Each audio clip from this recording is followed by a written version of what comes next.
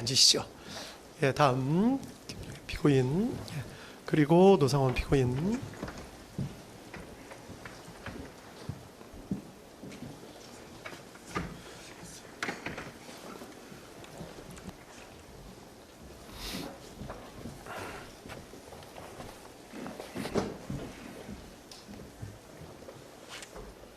예, 다음 피고인들 출석 확인하도록 하겠습니다. 먼저 윤석열 피고인, 예, 그리고 김용현 피고인, 예, 노상원 피고인, 예, 그리고 김용군 피고인, 예, 조지호 피고인, 예, 그리고 김봉식 피고인, 예, 윤승영 피고인, 예, 그리고 목현태 피고인, 예, 출석하신 거 확인했습니다. 변호사님들 출석하신 분들 말씀해 주시겠어요? 윤석열 피고인 변호사님들. 김홍일 변호사, 배모현 변호사, 윤갑근 변호사, 송진우 변호사, 김계리 변호사, 이경원 변호사, 배의철 변호사입니다. 배진환 변호사. 예, 그렇게 출석하신 걸로 기재하겠습니다. 다음 김용현 피고인 변호인. 예. 이하상 변호사, 유승수 변호사, 고영일 변호사, 김지희 변호사 출석했습니다. 예, 다음 노상원 피고인 변호인. 예, 노종래 변호사입니다. 예, 그다음에 김용군 피고인 변호인. 예, 알겠습니다. 그다음에 조지호 피고인 변호인. 노정환 변호사, 안상훈 변호사 출석했습니다. 예, 그다음에 김봉식 피고인 변호인. 예, 다음 윤승영 피고인 변호인. 법무법인 강한의 남기정 김준태 변호사입니다. 예, 다음 목현태 피고인 변호인.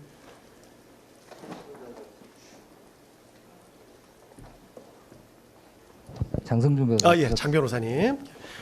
마스크 쓰셔가지고 감사합니다. 그렇게 출석 확인했고 지금부터 판결 이유를 말씀을 드리고 판결 주문을 낭독하도록 하겠습니다.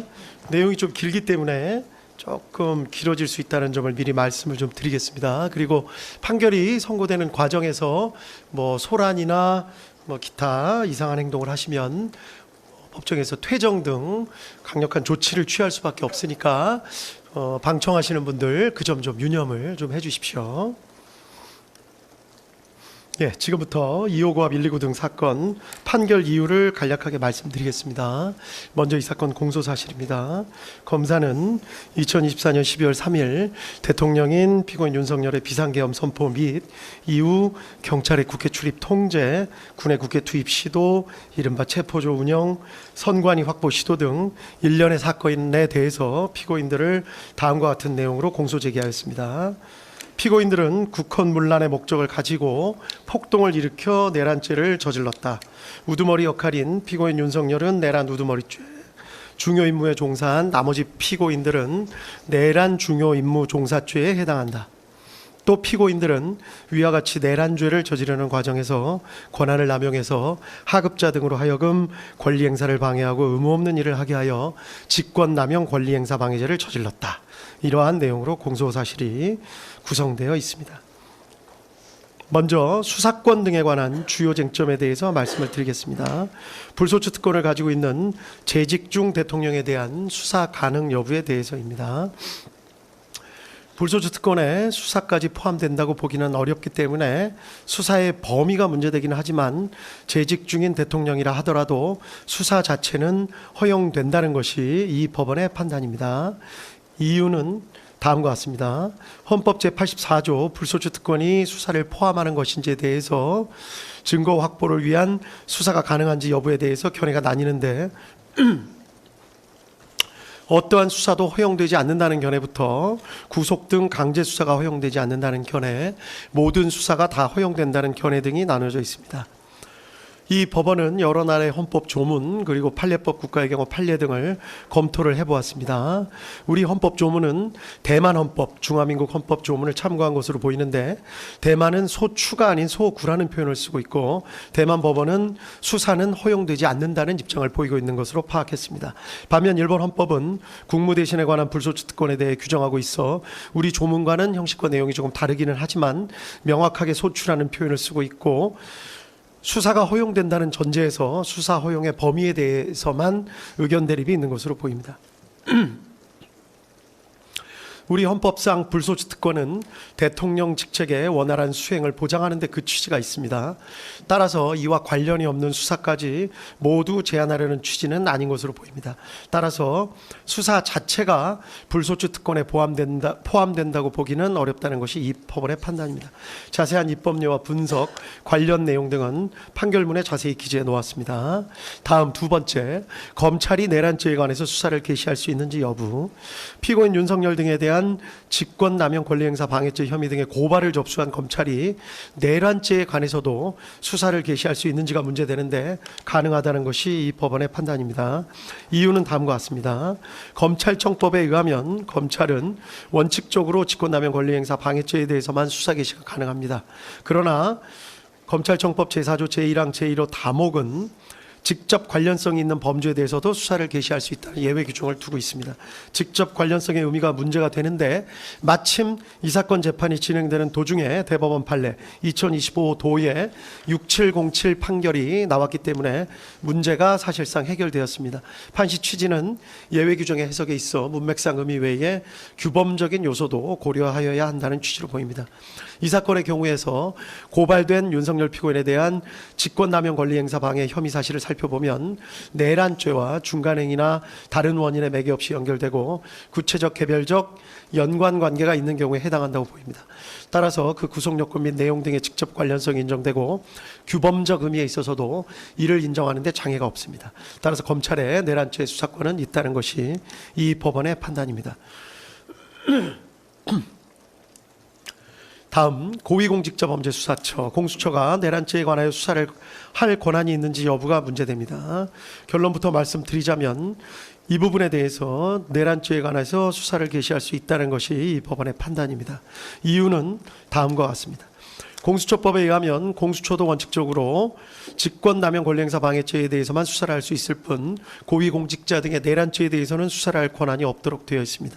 다만 제4조 제1항 제1호 라목이 예외적으로 수사 과정에서 인지한 직접 관련성이 있는 범죄에 대해서는 수사를 할 권한이 있다고 예외 규정을 두고 있습니다. 직접 관련성에 대해서는 앞서 검찰의 수사 개시 권한 부분에서 살펴본 바와 같이 인정됨에 크게 의문이 없습니다. 문제가 되는 것은 검찰청법 규정과 차이가 있는 수사 과정에서 인지한 것인지 여부입니다. 공수처법 규정은 검찰청법 규정과 이 부분의 표현이 다릅니다. 문헌 그대로 공수처가 고위공직자범죄 수사에 착수해서 수사를 진행해 나가는 과정에서 파악하게 된 새로운 범죄만을 의미한다는 것으로 보아야 하고 그것이 공수처의 우선적 수사권을 예외적으로 부여한 법의 취지에 부합하는 해석이라는 견해가 있을 수 있습니다. 애초에 법의 취지에도 부합하고 문헌의 의미에 충실한 해석으로 보이기는 합니다. 위 규정은 통상의 특검법 규정에서 따온 표현으로 보이는데 특검법 등은 처음부터 수사 가능 범위를 명확하게 규정해 놓고 수사를 개시하면서 그 과정에서 인지하게 된 관련 범죄만을 예외적으로 수사할 수 있게 하는 것인 바 공수처법의 위 규정 역시 그러한 취지로 인정되어야 한다는 주장으로 보입니다. 그런데 위 주장에 따르면 결국 공수처가 어떤 고발 사건을 수리했을 때 열거된 죄 중에 공수처가 수사권한이 없는 범죄가 포함되어 있을 때 무조건 수사권이 있는 경찰로 보내야 한다는 결론에 이르게 되므로 쉽게 받아들이기가 주저됩니다. 나아가 한시적으로 수사 범위를 정해놓고 수사를 개시하는 특검 등과는 달리 공수처는 상설기관으로 설치돼서 계속해서 관련 범죄를 수사하고 실체적 진실을 파악해야 할 일반적 수사기관으로서의 성질도 같이 가지고 있다는 점에 비추어 보더라도 그러합니다. 따라서 그와 같이 일률적으로 제한적 해석을 하지 않고 공수처법의 취지에 반하는 것이 아니라면 즉 효율적인 수사 경제를 저해하지 않으면서 피해자의 방어권을 어렵게 만드는 결과가 되지 않는다면 수사 과정에서 인지한 죄라는 문헌에 포함된다고 보는 것이 바람직하다고 할 것입니다. 이와 같이 보는 것이 검찰청법의 규정과도 통일적인 해석이 가능하여 실무상으로도 바람직합니다. 그런데 이 사건의 경우는 직접 관련성이 인정되고 규범적 의미에서 살펴보더라도 효율적인 수사에 등의 필요가 크다는 점을 부인할 수가 없습니다. 따라서 이 사건의 경우 내란죄에 관해서도 공수처의 수사권을 인정하는 것이 타당하다는 것이 이 법원의 판단입니다. 한편 피고인 측의 주장은 다음과 같은 측면이 있습니다. 즉 공수처 수사의 실질은 공수처는 내란죄에 대한 수사권이 없음에도 직권남용 권리행사 방해죄에 대한 고발장에 내란죄가 함께 기재되어 있었다는 것을 핑계 삼아서 범죄의 중대성과 법정형을 비교조차 하기 어려운 내란죄를 수사한 것이기 때문에 결국 공수처의 행위는 수사권 범위에 관한 규정을 잠탈해서 수사권을 가지고 있지 않은 내란죄에 대한 수사를 진행하는 것이어서 위법하다. 이런 주장도 포함된 것으로 보입니다. 기록을 살펴보면 위와 같은 의심에 일리가 전혀 없는 것은 아닌 것으로 보입니다. 다만 공수처와 별도로 내란죄에 관한 수사권이 있는 경찰이 별도로 수사를 개시하였었고 공수처와 경찰 등이 2024년 12월 11일 공조수사본부를 결성해 협의를 거치기도 했습니다. 그리고 12월 16일 경찰이 공수처의 사건을 이첩하기도 했습니다. 이런 사정에 비추어 보면 법규상의 잠탈 주장은 그대로 받아들이기 어렵습니다. 그리고 무엇보다 강조해야 할 점은 위와 같은 논란이 이 사건에 있어서는 결국 큰 의미가 없다고 보이는 점입니다. 공수처의 수사권이 없다고 하더라도 검찰이 공수처 송부기록 외에 다른 증거들을 종합해서 기소를 결정한 것으로 보입니다. 검찰의 기소 자체를 위법하다고 보기가 어렵습니다. 두 번째로 공수처가 수집한 증거를 다 빼더라도 검찰이 수집한 증거들 그리고 이 법원이 증거로 채택하여 조사한 증거들에 의하더라도 지금 유죄로 판단되는 피고인들에 대해서 유죄 판단을 할 증거가 충분하다는 것이 이 법원의 판단입니다. 따라서 공수처의 수사권 유무와 관련된 기소의 적법성, 증거 관련 문제는 결국 발생하지 않습니다.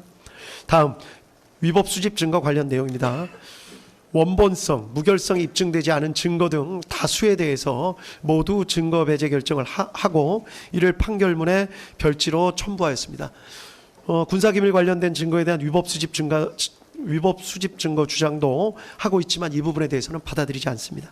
구체적인 위법 수집 증거 관련 판단 부분은 모두 판결문에 자세한 이유를 설치했기 때문에 관련 부분을 살펴보시면 될 것 같습니다.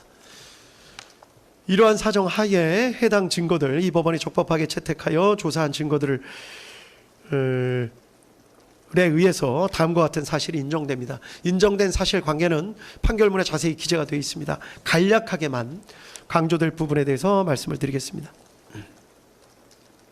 이 사건의 경위입니다.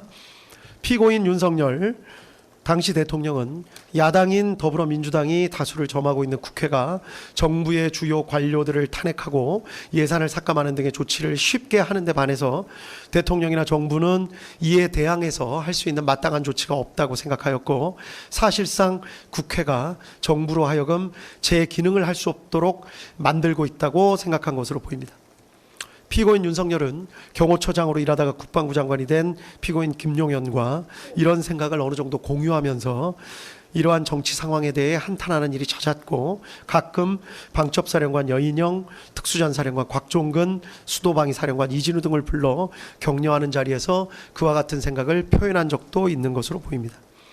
한편 피고인 김용현은 전 정보사령관 피고인 노상원과 친밀한 관계였는데 이른바 부정선거가 우리 사회에서 벌어지고 있는 것은 아닌지 의심을 하면서 이에 대한 조사나 수사가 필요하다는 데 공감을 가지고 정보사령부 요원들을 활용해서 부정선거 수사를 할 나름의 구상을 한 뒤 피고인 노상원을 시켜서 정보사령관 문상호 등으로부터 정예 요원 명단을 추천받게 하는 등 나름의 부정선거 수사를 준비하고 있었던 상황이었던 것으로 보입니다.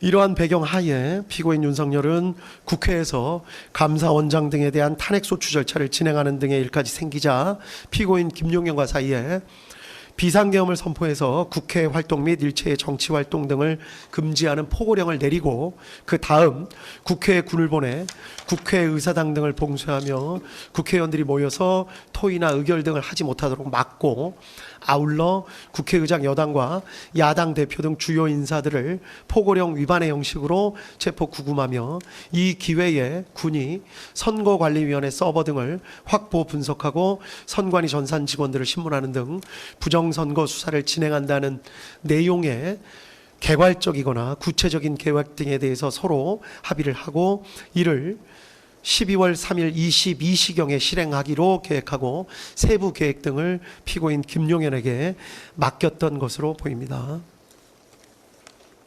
이 사건의 특징인데, 피고인 김용현은 방첩사령관 여인영, 육군특수전사령관 곽종근, 수도방위 사령관 이진우 등에게 위 계획을 있는 그대로 알리지 않았던 것으로 보입니다. 아마도 보안 유지를 하거나 또 이들이 반발할 가능성 등을 고려해서 있는 그대로 계획을 밝히지는 않았던 것으로 보입니다. 그 때문에 피고인 김용현은 이들에게 돌려서 말하는 방식으로 어떠한 상황이 있을 것과 그러한 상황이 발생했을 때 어떤 임무를 해야 하는지를 암시하는 방법으로 임무를 부여한 것으로 보입니다. 곽종근에게는 비상 상황이 발생하면 국회 선관위 등을 확보해야 한다는 말만을 던지거나, 이준호에게는 만약에 국회에 비상 상황이 발생하면 수방사는 어떻게 해야 할지를 생각해 보라는 말을 하는 식으로 이들에게 어떤 상황이 발생할 수 있다, 그때는 어떻게 해야 한다라는 식으로 가정적 상황과 임무 부여를 하는 방식으로 임무를 하달했던 것으로 보입니다. 그 때문에 이들의 법정에서의 진술 내용이 일부 차이가 있는 것으로 보이고, 이 때문에 수사도 상당한 난항을 겪었던 것으로 보입니다. 다만 이들 사령관들은 이러한 지시 내용에 대해서 나름대로 그 의미를 모두 짐작하고 추정하였던 것으로 보입니다. 이들 사령관들의 입장에서 보면 이들은 군인으로서 명령이 떨어지면 복종해야 한다라는 생각과 함께 피고인 김용현이 말한 그런 상황이 실제로는 발생하지 않을 것이다, 또는 실제로 적이 국회를 테러할 것이라는 등에 대한 정보가 있기 때문에 아마도 피고인 김용현이 저런 말을 하는 것 아니겠느냐라는 강한 기대감과 우려도 함께 가졌던 것으로 보입니다. 이 때문에 아까도 말씀드렸듯이 당시 주고받았던 말과 생각에 대해 이들의 진술이 서로 다른 측면이 있습니다. 어느 측면을 부각시키느냐에 따라 이들의 진술의 차이가 있지만, 실제로는 이 법원이 판단하기에는 대부분 진실에 가깝게 당시의 상황을 나름 진술하고 있는 것으로 보입니다. 피고인 윤석열과 피고인 김용현은 군이 투입되더라도 경찰의 도움이 필요하다는 생각에 12월 3일 저녁 무렵 급하게 경찰청장 피고인 조지호와 서울경찰청장 피고인 김봉식을 만나서 비상계엄을 선포한 후 군을 국회에 투입할 예정이라는 사실을 밝히고 경찰의 질서 유지를 지시하였습니다. 이후에 관련된 내용들은 판결문에 자세히 기재되어 있습니다. 비상계엄 선포, 포고령 공고, 경찰의 국회 출입 통제, 군의 국회 봉쇄 시도, 주요 인사 체포 시도, 선관위 서버 확보 시도, 군의 더불어민주당 당사 투입 등이 있습니다. 이 부분을 확인해 보시면 될 것 같습니다. 결론적으로 이 사건 사실관계의 가장 핵심은, 이 법원이 판단한 핵심은 군을 국회로 보낸 것입니다. 사실인정에 관한 주요 쟁점에 대해서만 간략하게 말씀드리겠습니다. 먼저 피고인 윤석열이 비상계엄을 선포하고 포고령을 공고해서 군을 국회나 선관위에 투입할 결심을 하게 된 경위에 관한 내용입니다.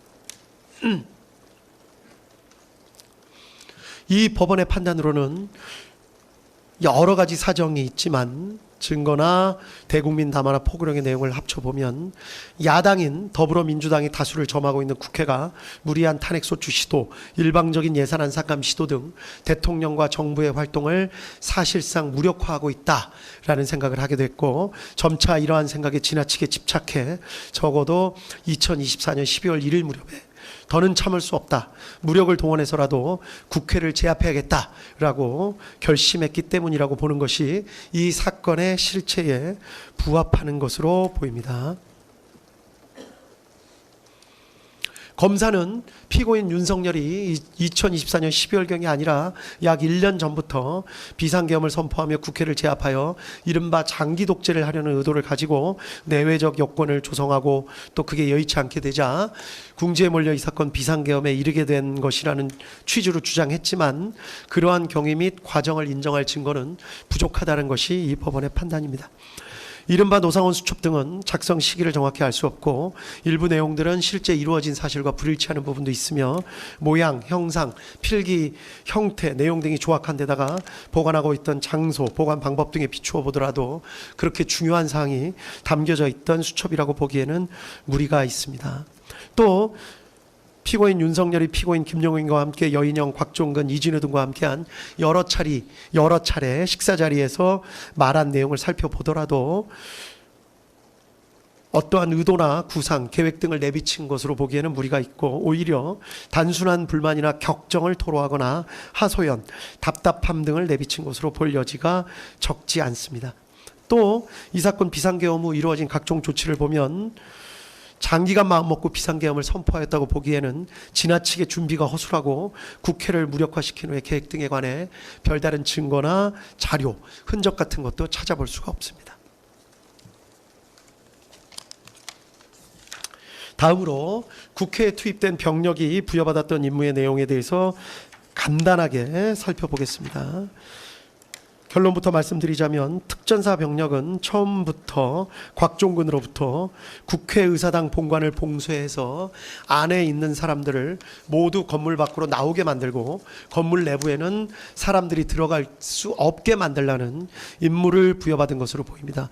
또 수방사 병력은 이진우로부터 일단 국회 경내에 들어가라는 임무를 부여받았고 수방사령관 이진우는 스스로 국회 경내로 들어간 병력에게 국회의사당 본관 주변을 경계하는 임무를 부여할 계획을 가지고 있었던 사실이 인정됩니다. 그리고 이러한 내용은 모두 피고인 윤석열의 승인하에 피고인 김용현의 구체적인 지시에 따라 이루어진 것으로 평가할 수 있습니다.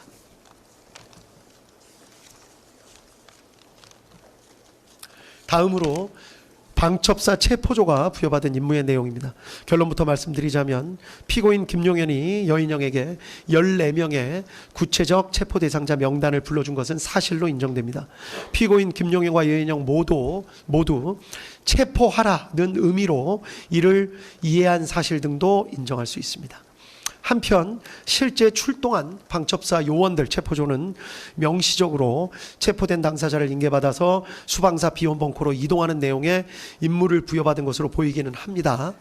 그렇지만 적어도 이미 출동했던 체포조 인원들의 경우에는 자신들이 국회에서 경찰 수사관과 군 수사관을 만나 함께 팀을 이루어 국회의장 우원식, 야당 대표 이재명, 한동훈 등을 우선하여 체포, 구금해서 수방사 비원 벙커로 이송한다는 임무를 부여받은 것으로 파악하고 있었던 것으로 보기에 충분하다는 것이 이 법원의 판단입니다. 그 이유에 대해서도 판결문에 구체적이고 자세한 설시를 부여했기 때문에 관련 내용을 확인해 보시면 될 것 같습니다. 가장 중요한 것입니다. 피고인 윤석열이 비상계엄을 선포하고 포고령을 공고해서 군을 국회 선관위에 투입한 목적이 무엇인지에 관해서 이 법원이 파악한 사실을 말씀드리도록 하겠습니다.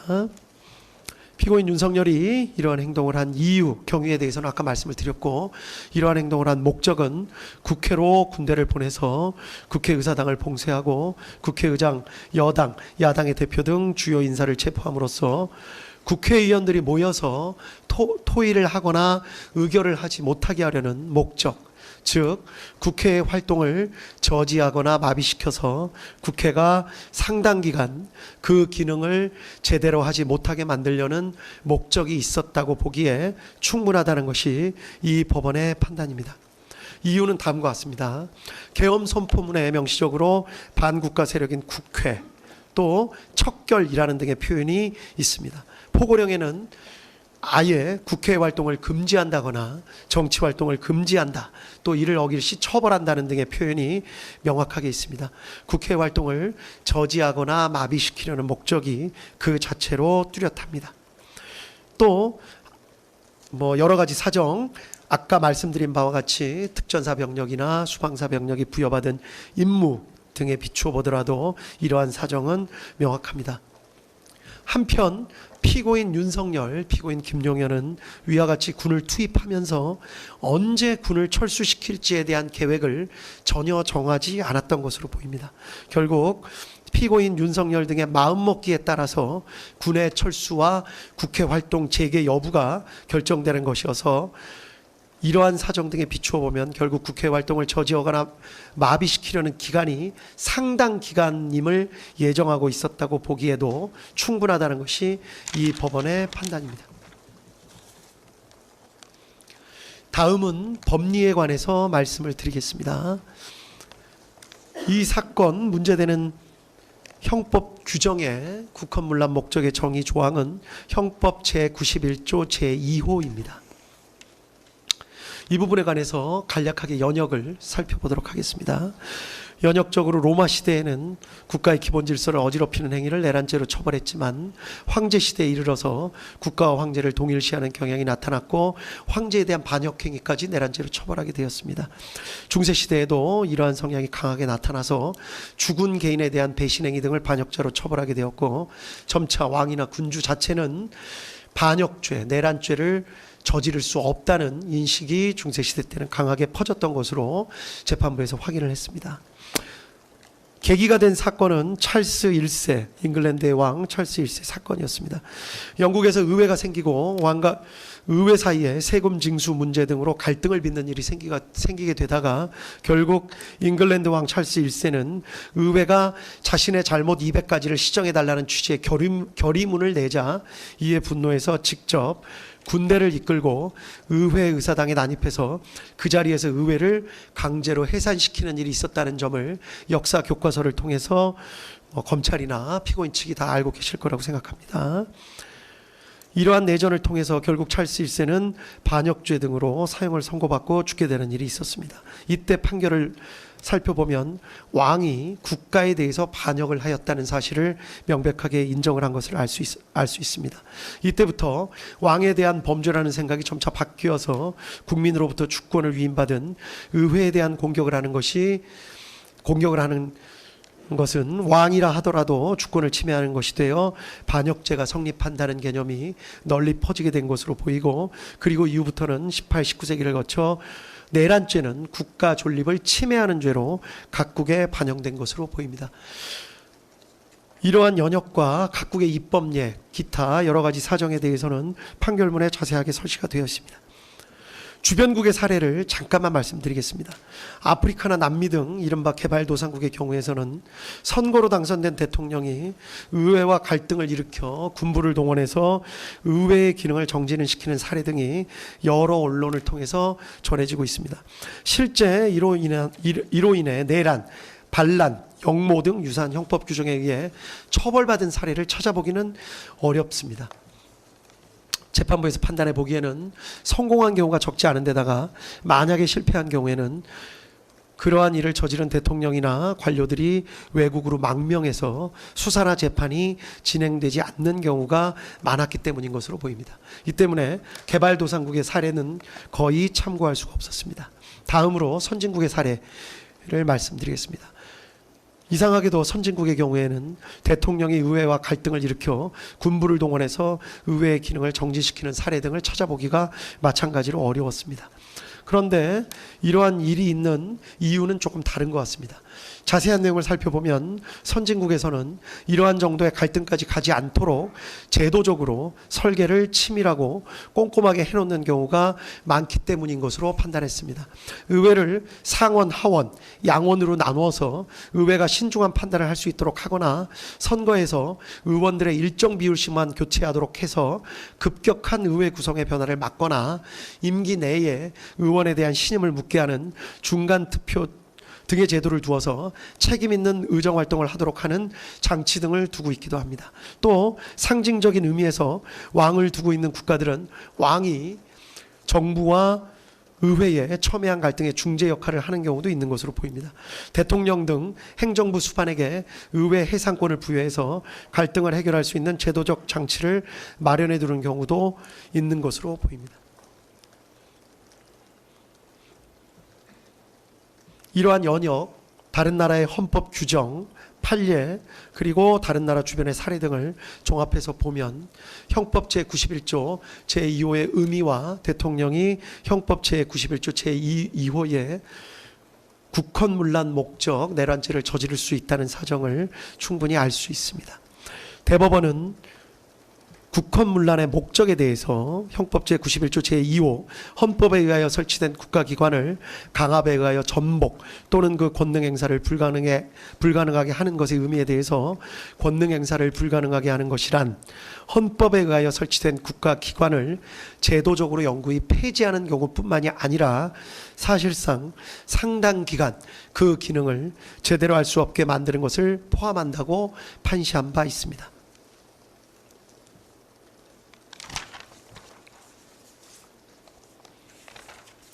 따라서 형법 제91조 제2호가 적용되는 이른바 국헌문란 목적 내란죄는 대통령도 저지를 수가 있습니다.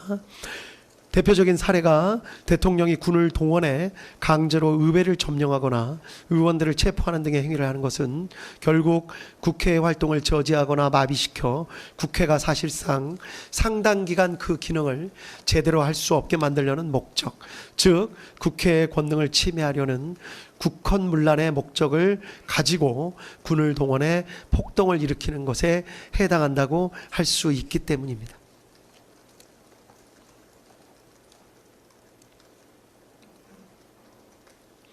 특히 행정부의 수반과 행정부를 견제하는 의회는 자칫 갈등과 긴장관계에 놓이기 쉽고 이 경우 군에 대한 통수권을 가지는 행정부의 수반은 언제든지 군을 동원해 의회의 기능을 제대로 행사하지 못하게 만듦으로써 방해 없이 행정부의 정책 추진을 밀고 나가려는 강한 유혹에 빠지기 쉽습니다. 위와 같은 경우는 종종 역사에서 찾아볼 수 있고 아까 말씀드린 바와 같이 주변국에서 직접 목격되기도 합니다. 다음으로 대통령의 국가 긴급권 행사, 특히 비상계엄 권한 행사가 형법 제91조 제2호가 적용되는 국헌문란 목적 내란죄에 해당할 수 있는지 여부에 대해서 말씀드리겠습니다. 비상계엄 선포는 그 자체로 행정부나 법원 등 헌법에 의하여 설치된 국가기관의 권한 행사를 제약하는 성격을 가지고 있습니다. 따라서 계엄이 해제될 때까지 사실상 상당 기간 다른 국가기관의 기능을 제대로 할 수 없게 만드는 속성을 가지고 있는데 비상계엄 선포 자체가 내란죄에 해당하는지가 문제가 될 수가 있습니다. 이러한 문제에 대해서는 먼저 계엄 선포의 형식적, 실제적 요건을 갖추지 못한 경우에는 형법 제91조 제2호가 적용되는 국헌문란 목적 내란죄가 성립된다는 견해가 있을 수 있습니다. 또 어떠한 목적을 가지고 있는지를 살펴서 국헌문란 목적이 인정되는 경우에만 국헌문란 목적 내란죄가 성립한다는 견해가 있을 수 있습니다. 실체적 요건을 갖추었는지 여부를 가지고 따지는 견해는 따르기가 힘듭니다. 일단 실체적 요건을 갖추었는지 여부에 대한 대통령의 판단은 존중되어야 합니다. 이를 섣불리 사법심사 영역으로 가져오는 것은 자칫 필요한 경우 판단을 주저하게 만드는 저해 요소가 될 수 있고 절차적 요건을 따지는 것도 도대체 어느 정도까지의 절차를 어기는 것이 문제가 되는지 삼을 수 있는지가 어렵습니다. 따라서 형식적 실제적 요건을 갖추지 못한 경우에는 비상계엄 권한 행사가 내란죄가 된다는 주장은 받아들이기가 어렵습니다. 따라서 다른 견해, 원칙적으로 계엄의 요건을 갖추었는지 여부에 따라 내란죄가 성립되는 것은 아니나 다만 비상계엄의 선포로도 할 수 없는 권한의 행사를 목적으로 하는 것이라면, 즉 국회의 권한을 침해하거나 행정사법의 본질적인 기능을 침해하는 것, 우리 헌법이나 계엄법 등은 비상계엄을 하더라도 국회의 권한을 침해하거나 행정사법의 본질적인 기능은 침해할 수 없도록 정하고 있습니다. 따라서 비상계엄을 하더라도 국회의 권한을 침해하거나 행정사법의 본질적인 기능을 침해할 수 없는데 이를 목적으로 해서 비상계엄을 선포하는 것이라면 비록 헌법이 정하고 있는 권한행사라 하더라도 이때에는 형법 제91조 제2호가 적용되는 국헌문란 목적 내란죄가 성립할 수 있다는 것이 이 법원의 판단입니다. 따라서 원칙적으로는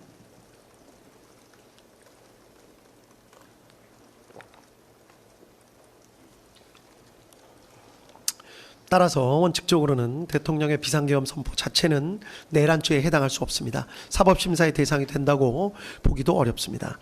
다만 그 내용을 살펴서 비상계엄의 선포로도 할 수 없는 권한의 행사, 그것이 헌법이 설치한 기관의 기능을 상당 기간 저지하거나 마비시키려는 목적으로 하는 것이라면 결국 이는 헌법이 정한 권한행사라는 명목을 내세워서 실제로는 이를 통해 할 수 없는 실력 행사를 하려는 것에 다름 아니기 때문에 형법 제91조 제2호가 적용되는 국헌문란 목적 내란죄가 성립할 수 있다는 것이 이 법원의 판단입니다. 한편 이와 관련해서 한편 이와 관련해서 피고인 윤석열 및 그 변호인은 이러한 주장을 하고 있습니다. 이 사건 비상계엄 선포 등에 이르게 된 목적은 사사건건 무리한 탄핵과 예산 삭감 등 정부의 발목을 잡아 반국가 세력이나 다름없게 되어버린 국회에 대한 국가 위기 상황을 타개하고 자유민주주의 체제를 수호하기 위한 것이었기 때문에 그러한 목적 하에 이루어진 이 사건 비상계엄은 국헌문란 목적 내란죄가 될 수 없다고 주장합니다. 그러나 이 법원의 판단으로는 이는 어떤 일을 행한 동기나 이유, 명분과 그 목적을 혼동하여 하는 주장으로 보입니다. 국가 위기 상황이라고 판단하고 이를 바로잡고 싶어 했던 것은 그 정당성 여부에 관한 판단은 변론으로 하더라도 동기나 이유, 명분에 불과할 뿐이지 이를 군을 국회에 보내는 등의 목적이라고 볼 수는 없습니다. 위와 같은 동기나 이유 때문에 피고인 윤석열, 피고인 김용현이 군대를 보내 국회를 봉쇄함으로써 국회의 활동을 상당 기간 저지하거나 마비시켜 국회의 기능을 제대로 할 수 없게 만들려는 목적을 가지게 되었던 것이고, 그 목적을 이루기 위한 수단으로 비상계엄, 병력 출동 및 국회 봉쇄 시도 등의 행위에 나아간 잘못을 저지른 것은 명백하게 구분되어야 합니다. 성경을 읽는다는 이유로 촛불을 훔칠 수는 없습니다. 다음으로 공범의 성립 기준입니다. 비상계엄 권한 행사가 형법 제91조 제2호가 적용되는 국헌문란 목적 내란죄에 해당하는 경우 어떤 경우에 공범이 성립될 수 있는지, 이때의 공범은 구속 요건에 맞추어 집합범으로서의 내란범이 성립되는지를 말씀드리는 것입니다. 이 법원의 판단을 먼저 말씀드리면, 폭동에 관여한 사실만 인정되어서는 안 되고 국헌문란의 목적에 대해서 인식, 공유한 사실까지 인정되어야만 공범, 즉 집합범으로서의 내란범이 되고, 그러한 집합범으로서의 내란범이 성립되어야만 이후 그 역할에 따라 내란 우두머리, 내란 중요 임무 종사 등으로 나누어 처벌할 수 있다는 것이 이 법원의 판단입니다. 이유는 다음과 같습니다. 내란죄는 집합범으로서 일정 규모 이상의 다수가 결합하여 함께 저지르는 범죄입니다. 대통령의 국헌문란 목적 내란죄에 있어서 폭동에 관여하였다고 하더라도 그것만으로는 집합범으로서의 내란죄를 저질렀다고 섣불리 인정할 수는 없습니다. 특히 내란죄의 폭동은 최광의의 폭행 협박을 의미하는 것이어서 일체 유형력 행사가 다 포함되는 것인데, 비상계엄의 선포, 이 경우에 비상계엄의 선포 자체도 어느 정도 유형력의 행사로 볼 여지가 많기 때문에 그러한 행위에 일부 관여했다고 해서 이를 바로 집합범으로서의 내란죄에 해당한다고 포섭하는 것은 죄형 법정주의 원칙에 반하고 구속요건에 맞지 않습니다. 결국 집합범으로서의 내란죄가 성립하기 위해서는 폭동행위에 관여한 자라 하더라도 국헌문란의 목적을 인식, 공유하면서 폭동행위에 관여하였어야 하고, 만약에 이러한 국헌문란 목적의 인식, 공유가 인정되지 않는다면 어떠한 유형력 행사에 관여하였다고 해서 그 사람에 대해서 바로 내란죄가 성립한다고 볼 수는 없고, 다만 관여한 해당 행위 자체에 대한 별개의 형법상 구속요건을 따져보아서 그에 대한 죄책만 부담한다고 보아야 할 것입니다. 국헌문란 목적의 인식 공유는 미필적인 것으로 족합니다. 처음부터 계획을 같이 세우면서 인식 공유할 수도 있지만 사후에 폭동행위에 가담하는 과정에서 그러한 목적을 인식 공유하는 것도 가능하다고 할 것이고 암묵적인 의사소통으로도 가능하다고 할 것입니다. 그리고 이러한 국헌문란의 목적을 인식 공유하면서 폭동에 관여한 사람들만을 내란죄가 인정하는 집합범으로서 인정하고 그 사람들을 그 내부에서의 역할에 따라 우두머리, 중요 임무 종사 등으로 구분하여 처벌해야 할 것입니다. 이 사건 폭동이 한 지방의 평온을 해할 정도의 위력이 있었는지 여부에 대해서 말씀드리겠습니다. 이 법원은 이 사건 비상계엄 선포, 포고령의 공고, 국회 봉쇄행위, 국회의원 및 정치인 등 체포조 편성 및 운영, 중앙선관위 등 점거, 서버 반출 및 직원 등 체포 시도 등은 모두 다 합쳐서 그 자체로 폭동행위에 해당한다고 보이고 이러한 폭동행위는 대한민국 전역, 그렇지 않더라도 국회와 선관위 등이 위치한 서울과 수도권 등의 평온을 해야 할 정도의 위력이 있었다고 봄이 상당하다고 판단했습니다. 이 부분 이유는 판결문에 자세히 설치되어 있기 때문에 해당 부분을 참조하시면 될 것 같습니다. 결론적으로 다시 한번 강조하건대 이 사건의 핵심은 군을 국회로 보낸 것입니다. 이제 구체적인 죄책 여부에 대해서 말씀을 드리겠습니다.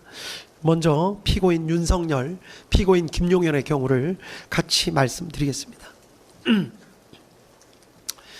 앞서 말씀드린 바로 추정할 수 있듯이 피고인들의 경우에는 형법 제91조 제2호의 국헌문란의 목적이 인정됩니다. 군을 보내 국회를 봉쇄하고 주요 정치인들을 체포하는 등의 방법으로 국회 활동을 저지하거나 마비시켜 국회가 사실상 상당 기간 기능을 제대로 할 수 없게 만들려는 목적을 내심으로 가지고 있었음을 부정하기는 어렵다고 보입니다. 군대를 보내서 폭동을 일으킨 사실도 인정됩니다. 폭동이란 최광의의 폭행이나 협박입니다. 여러 가지 사정들 간략하게 말씀드리자면 군이 무장을 해서 국회로 출동하는 자체, 헬기 등을 타거나 담을 넘어서 국회로 진입하는 자체, 또 그 안에 있는 관리자 등과 몸싸움을 하는 자체, 심지어 체포를 위해서 장구를 갖추고 다수가 차량을 이용해서 국회로 출동하는 행위 자체 등 대부분의 행위가 모두 폭동에 포섭이 된다는 것이 이 법원의 판단입니다. 아울러 피고인 윤석열, 피고인 김용현의 경우에 일일이 개별적으로 관여하지 않은 폭동도 있었던 것으로 보이는 사정이 있습니다. 그렇지만 폭동행위에 관한 대법원 판례는 일일이 개별적으로 관여하지 않은 부분이 있다고 하더라도 그 관여하지 않은 부분에 대해서도 내란죄로서의 책임은 모두 부담한다는 것입니다. 따라서 개별적으로 관여하지 않은 행위가 이 부분에 있어서 다소 억울하다는 사정이 있을 수는 있지만 전체에 대한 내란죄로서의 책임을 진다는 것이 이 법원의 판단입니다. 피고인 윤석열, 피고인 김용현에게는 집합범으로서의 내란죄가 성립합니다. 그리고 맡은 역할에 따라서 피고인 윤석열은 내란 우두머리죄, 피고인 김용현은 내란 중요 임무 종사죄가 성립합니다. 다음 피고인 조지호, 피고인 김봉식에 대해서 살펴봅니다. 피고인 조지호, 피고인 김봉식은 비상계엄 선포 전 피고인 윤석열 등으로부터 비상계엄을 선포해 군을 국회에 투입할 예정이라는 사실을 직접 통보받았고 이에 대해서 경찰의 질서 유지를 부탁한다는 지시까지도 받았습니다. 게다가 피고인 조지호는 여인영으로부터 별도로 군이 주요 정치인들을 체포하려 한다는 사정까지 들어서 알고 있었습니다. 피고인 조지호, 피고인 김봉식은 비상계엄 선포 전부터 기동대 배치를 준비했고 비상계엄이 선포된 지 얼마 지나지 않아서 바로 국회 외부에서 내부로의 출입을 전면 차단했다가 잠시 이를 해제한 후 다시 포고령 공고 이후 전면 차단을 실행하였습니다. 질서 유지 차원이라고 주장하기는 하지만 주된 목적은 군이 투입되는 사정을 미리 알고 있으면서 군의 출입은 허용하였고 정작 국회의원 등 주요 관계자들의 출입을 제한한 점에 비추어 보더라도 그 목적을 추정할 수 있습니다.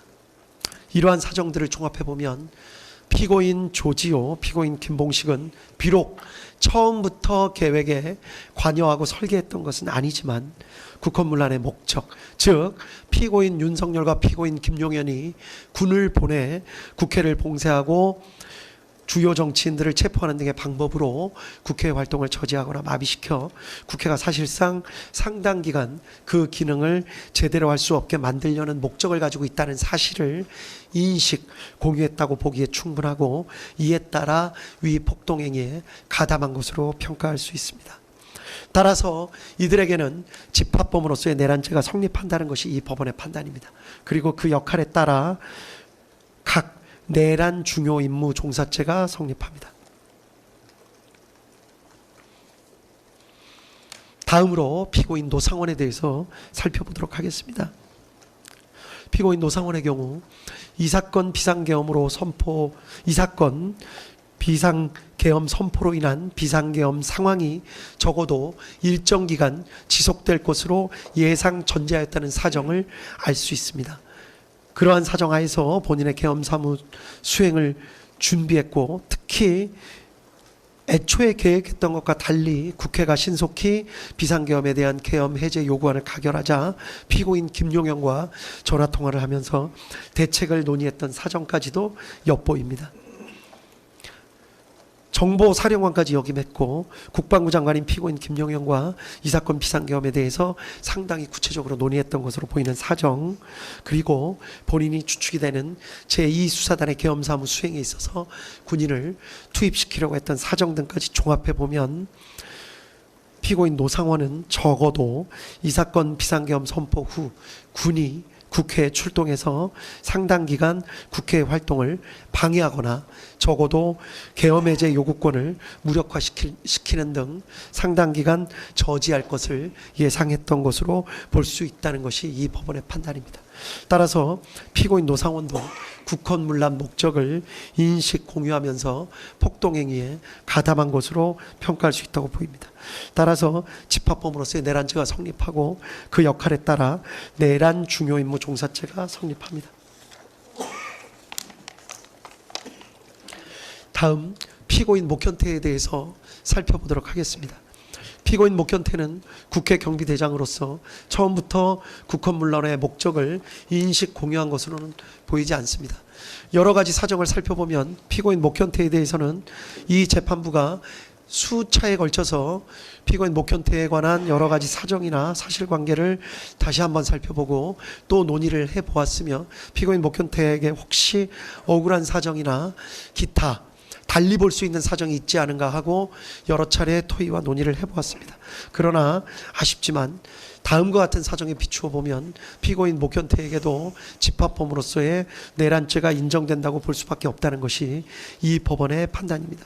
피고인 목현태는 국회경비대장으로서 처음부터 국헌문란 목적을 인식 공유한 것으로는 보이지 않지만 국회의원 등의 출입을 차단하라는 지시를 받고 그대로 이행하면서 심지어 국회 사무처 관계자들로부터 명시적인 항의를 받기도 했고 직접 군의 출입이 허용되는 사정까지 목격하면서도 계속해서 국회의원 등의 출입을 차단하는 행위에 가담했습니다.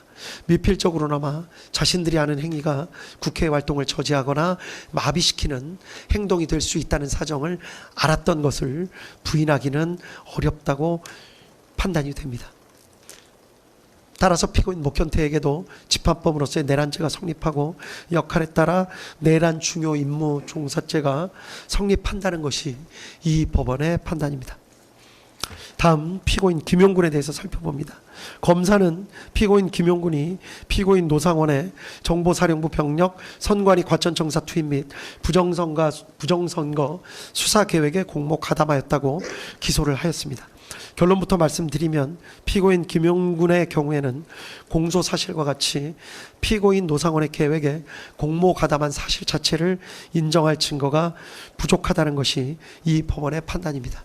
따라서 피고인 김용군은 집합범으로서의 내란죄 성립 여부를 따질 필요 없이 그 자체로 범죄가 성립한다고 볼 증거가 부족합니다.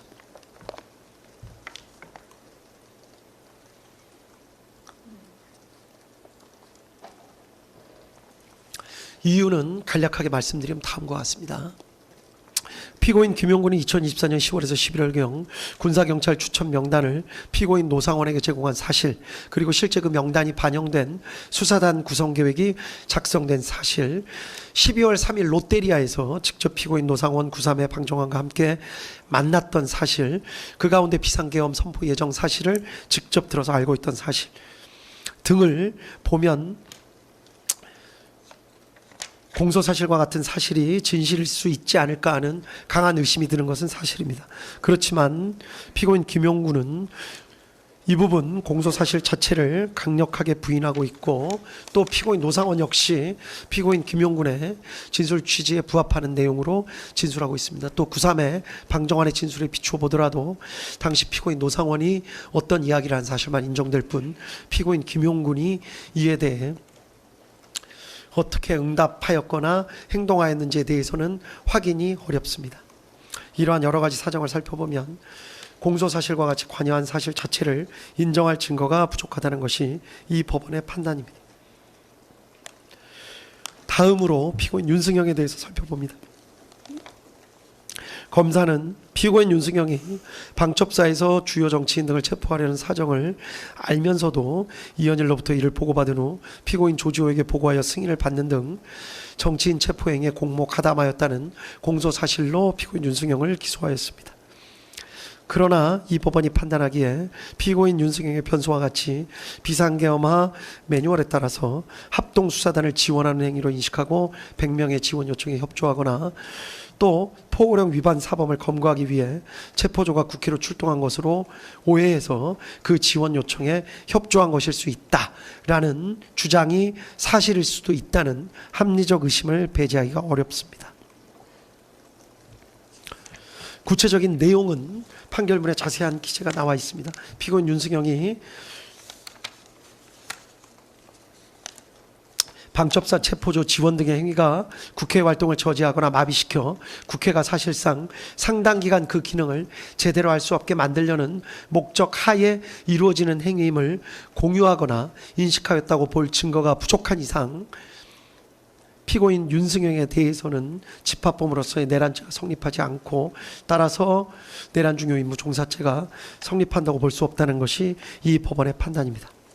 한편 나머지 피고인들, 피고인 윤승영, 김용군을 제외한 나머지 피고인들에 대해서 직권남용 권리행사 방해죄는 모두 유죄로 인정된다는 것이 이 법원의 판단입니다. 구체적인 내용에 대해서는 판결문에 자세히 기재가 되어 있기 때문에 그 내용을 확인해 보시면 될 것 같습니다. 마지막으로 유죄가 인정되는 피고인들에 대해서 양형의 이유를 간략하게 말씀드리도록 하겠습니다. 공통의 양형 이유를 간략하게 말씀드립니다. 내란죄는 국가의 존립과 헌법적 기능을 파괴하고 법질서 자체를 부정하는 행위입니다. 형법은 내란죄가 위헌범임에도 상당히 높은 법정형을 규정하고 있습니다. 우리 형법은 높은 형을 규정하고 있는 범죄가 대부분 어떤 결과, 예를 들면 살인 등의 어떤 결과를 낳아야 하는 것에 대해서만 그와 같은 규정을 하고 있는데 반해서 내란죄에 대해서는 특이하게도 어떠한 위험을 일으킨 행위 자체만으로도 높은 형을 규정하고 있는 것입니다. 이는 그 자체로 위험성이 매우 크기 때문입니다. 피고인들의 내란 행위는 합법적인 절차를 무시하고 결국은 폭력적인 수단을 통해 국회의 권능 행사를 불가능하게 한 것으로서 민주주의 핵심 가치를 근본적으로 훼손하였다는 데서 비난의 여지가 큽니다. 이러한 일반적인 사정 이외에도 이 사건 재판부가 가장 안타깝게 생각하는 사정은 이 사건 비상계엄 선포와 그에 따른 군과 경찰의 활동으로 인해서 군과 경찰의 정치적 중립성이 크게 훼손되고 국제사회에서 대한민국의 정치적 위상과 대외 신인도가 하락했고, 결과적으로 우리 사회는 지금 정치적으로 양분돼서 극간의 대립 상태를 겪고 있습니다.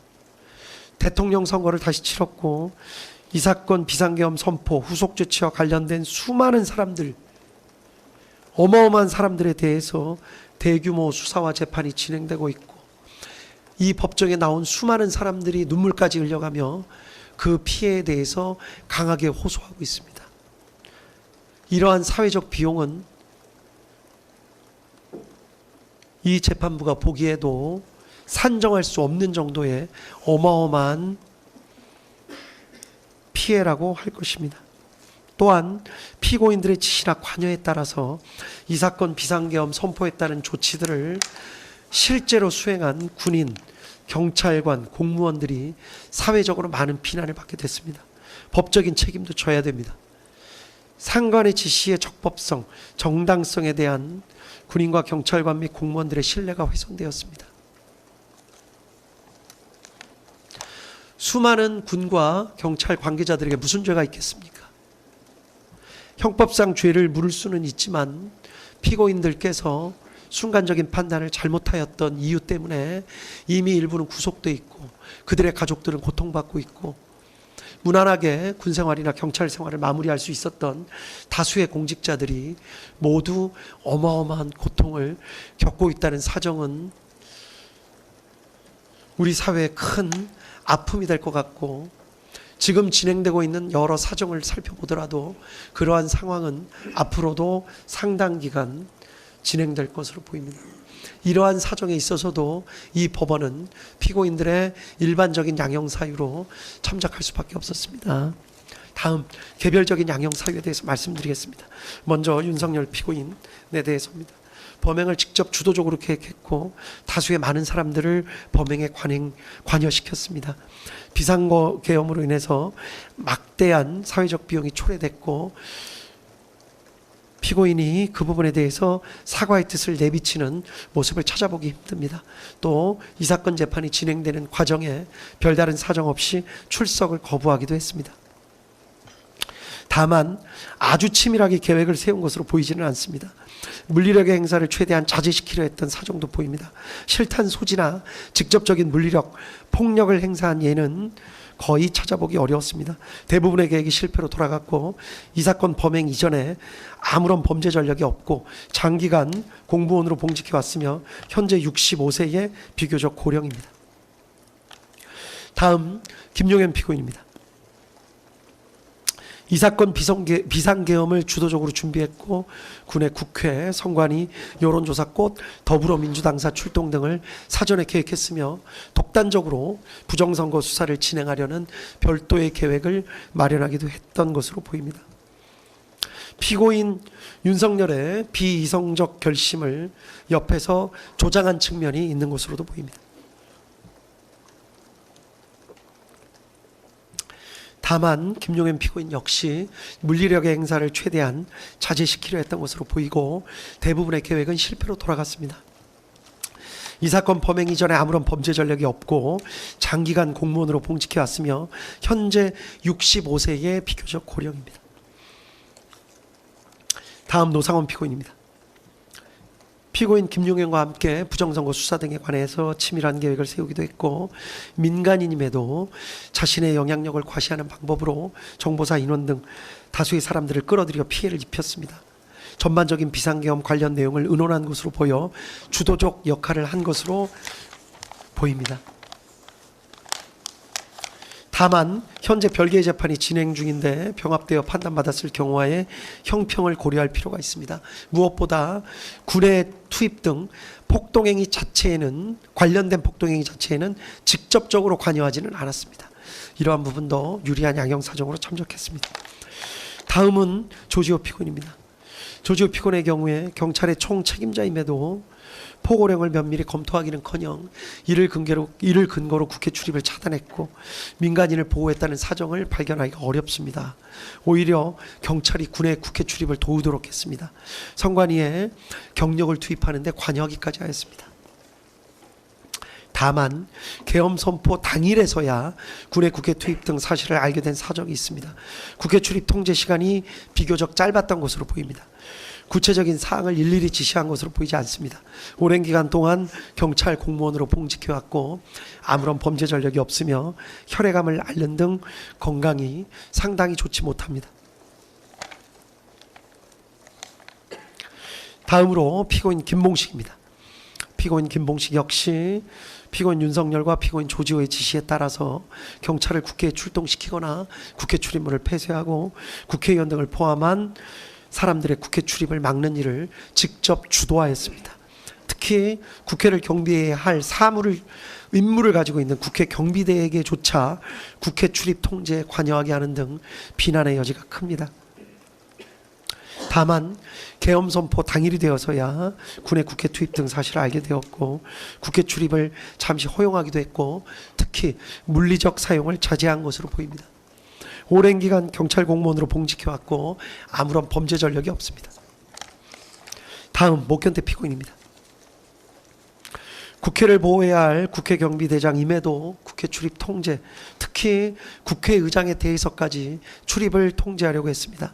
국회 사무처 직원들로부터 명확하게 항의를 받았음에도 출입 통제에 계속 가담하는 등 비난의 여지는 적지 않습니다. 다만 목현태 피고인의 경우에는 총경급 지휘관에 불과합니다.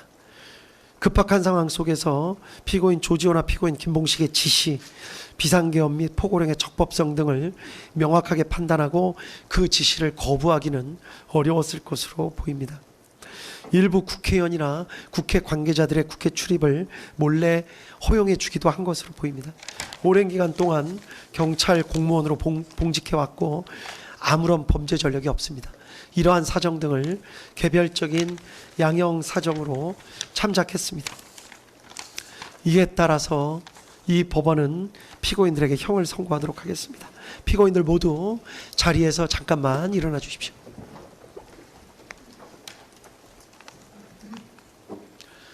주문을 선고하도록 하겠습니다. 피고인 윤석열을 무기징역에 처합니다. 피고인 김용현을 징역 30년에 처합니다. 피고인 노상원을 징역 18년에 처합니다. 피고인 조지호를 징역 12년에 처합니다. 피고인 김봉식을 징역 10년에 처합니다. 피고인 목현태를 징역 3년에 처합니다. 피고인 김용군과 피고인 윤승영에 대해서는 무죄를 선고합니다. 피고인 윤석열 무기징역, 피고인 김용현 징역 30년, 피고인 노상원 징역 18년, 피고인 조지호 징역 12년, 피고인 김봉식 징역 10년, 피고인 목현태 징역 3년, 피고인 김용군, 피고인 윤승영은 강무죄. 이 판결에 불복하는 경우에 오늘로부터 일주일 이내에 이 법원에 항소장을 제출함으로써 항소할 수 있습니다. 그리고 피고인 김용군, 피고인 윤승영에 대해서는 무죄 판결의 요지를 공시하려고 합니다. 이에 특별한 이의가 있으신가요? 특별한 이의 없는 것으로 알고 있겠습니다. 무죄 판결 요지 공시한다고 말씀드립니다. 판결문 선고까지 마쳤기 때문에 중계 방송은 여기까지 하도록 하겠습니다. 예, 여기까지 중계를 마칩니다. 피고인들 잠시